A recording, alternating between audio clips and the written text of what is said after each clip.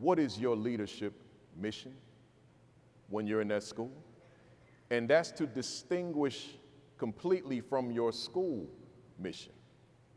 That's a different conversation. I'm asking you about your leadership mission. See, what's that thing? Think about, as a leader, you've got all these responsibilities.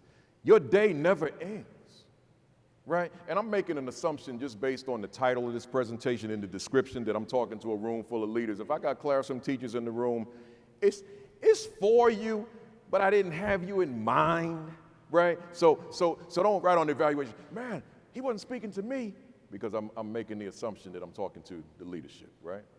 So as the lead or the aspiring leader, you're in the right place if that's who you are.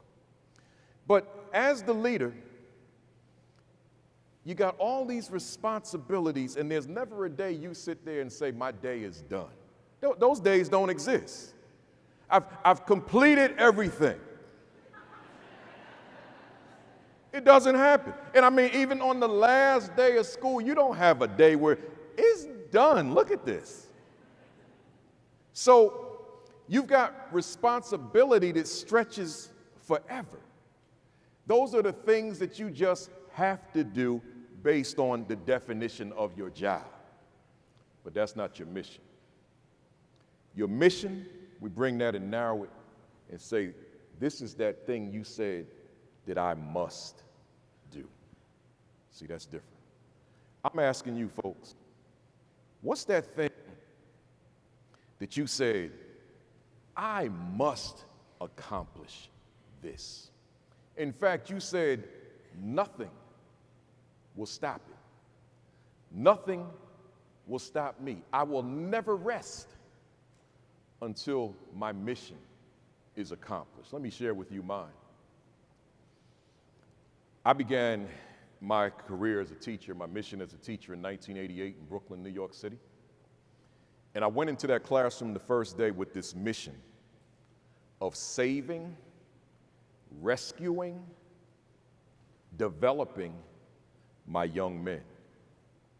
I don't have to tell you what's going on with young men, particularly young men of color, but not confined to them. I don't have to tell you about the data across the country relative to those young men, particularly in some of your larger cities across America. I don't have to tell you that. I don't have to bore you with that.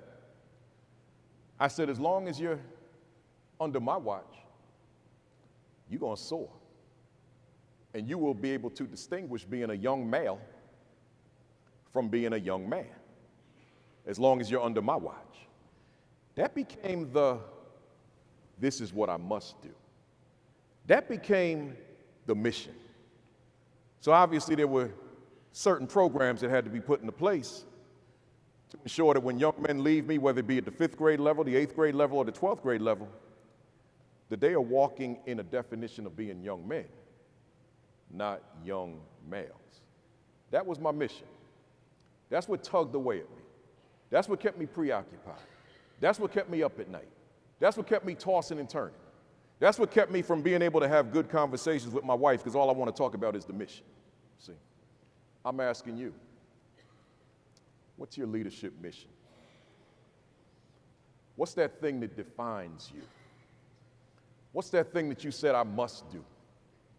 What's that thing you said I will not stop until this is accomplished? Sort of like your signature. It's who you are, your mission, the intentionality, purpose of the mission.